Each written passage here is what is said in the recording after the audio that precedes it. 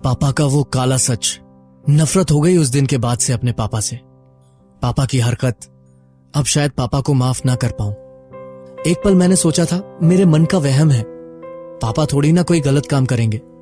तभी अंदर से पापा की आवाज आई, अरे तो घर भी है मेरा, पत्नी पाल रखी है एक। तो मुझसे मिलने भी नहीं आओगे? मैं अपने पति को धोखा दे रही हूँ तुम्हारे लिए। मैं भी तो अपनी पत्नी के साथ धोखा कर रहा हूं ना तुम्हारे लिए। बोल के जताना क्यों है? आ जाओ, तुम्हारे सर की मालिश कर देती हूँ, पास आओ। मैं वहां से भागा और सीधे मम्मी के पास गया। बचपन में हम सब अपने पिता को अपना हीरो समझते हैं। जब थोड़े बड़े होते हैं तो समझ आता है कि वो हीरो नहीं है, उनमें भी कुछ कमियां हैं। लेकिन सबसे बुरा होता है जब आपके पिताजी आपकी लाइफ का विलन बन जाएं। मैं सोहम हूं, 21 साल की उम्र है मेरी। बचपन से घर में माँ पापा को अक्सर लड़ते देखा है।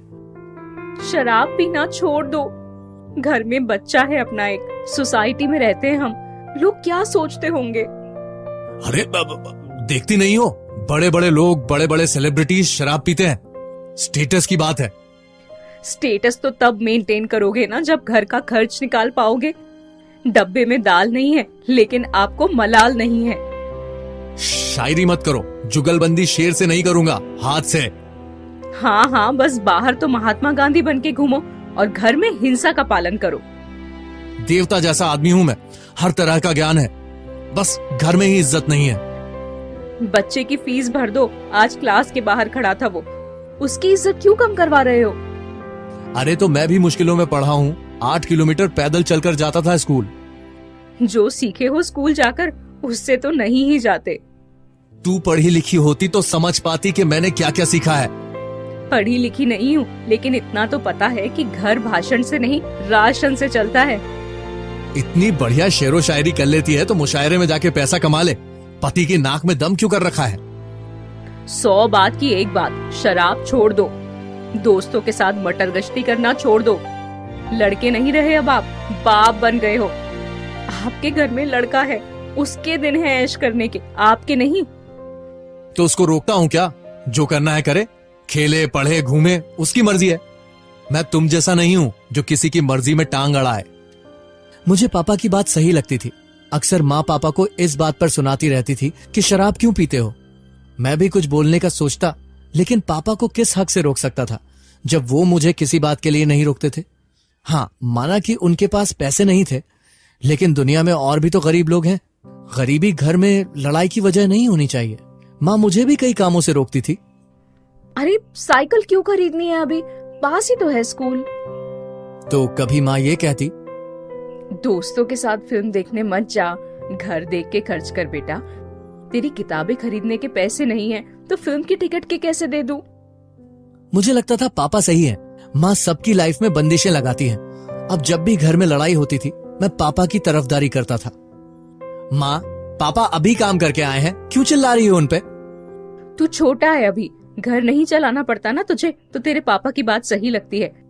किसी के यहाँ शादी में जाना था मुझे, नई साड़ी खरीदने के पैसे देने में भी बुखार आ रहा है तेरे पिताजी को। तो फिजूल खर्ची क्यों करनी है माँ? अपना खर्च अपने घर में करेंगे। तेरे पापा जो शराब पीते हैं वो फिजूल खर्ची नहीं है। और अगली बार से बेटा कुछ भी चाहिए हो ना तो अपने पापा से ही मांगना, फिर उनके बहाने सुनना। ठीक है, उनके बहाने सुन लूंगा, कम से कम आपके ताने तो नहीं सुनने पड़ेंगे। तो खाना बनवा लो ना फिर अपने पापा से, पूछ लो कोई सब्जी लाए हो तो, या आज भी काली दाल में पानी डाल के कुछ बनाओगे। बात तो सही थी कि मेरी जरूरत की चीजें माँ ही दिलवाती थी।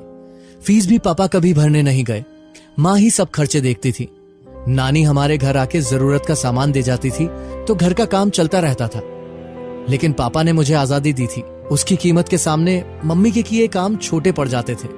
और मम्मी की किचकिच से तो पापा लाख गुना बेहतर थे। दिन बीतते गए, मैं कॉलेज में आ गया था।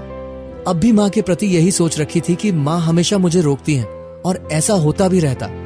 एक दिन कॉलेज के बाद मैंने माँ से पूछा, माँ, एक दोस्त की बर्थडे पार्टी है, कुछ पैसे दे दो, गिफ्ट देना है। बेटा, दोस्ती गिफ्ट से थोड़ी चलती है, ऐसे ही चले जा। माँ, सब लेके आएंगे और मैं खाली हाथ जाऊंगा, अच्छा थोड़ी लगेगा। बेटा, बात तो सही है तेरी, एक काम कर, फिर मत जा। माँ, ऐसे कैसे?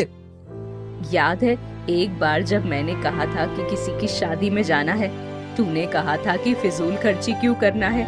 बेटा वही नियम अपने आप पर भी लागू कर लो। मैं मन ही मन माँ को कोसने लगा। तभी पापा आ गए। वो थोड़ी जल्दी में थे। रात को लेट आऊंगा, अभी नहा के कहीं जाना है। हाँ हाँ चले जाओ गुलछर्रे उड़ाने, घर में तो कोई रहना ही नहीं चाहता है। घर में शांति तो हो, चुप तो रहो कभी। घर में राशन लाके दो, सब्जी लाके दो, कभी फल फ्रूट लाके दो। मुंह में कुछ खाने का रखा रहेगा तो मुंह बंद करके रखूंगी।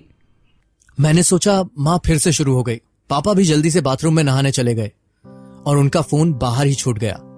मैंने सोचा टाइम पास के लिए गेम खेल लेता हूं इनके फोन में। मैं गेम खेलने लगा। तभी फोन पर बार बार मैसेज आने लगे। नोटिफिकेशन बार से दिख रहा था। मैसेज किसी रेखा नाम की लेडी के थे। पहला मैसेज था, बेबी किधर हो तुम?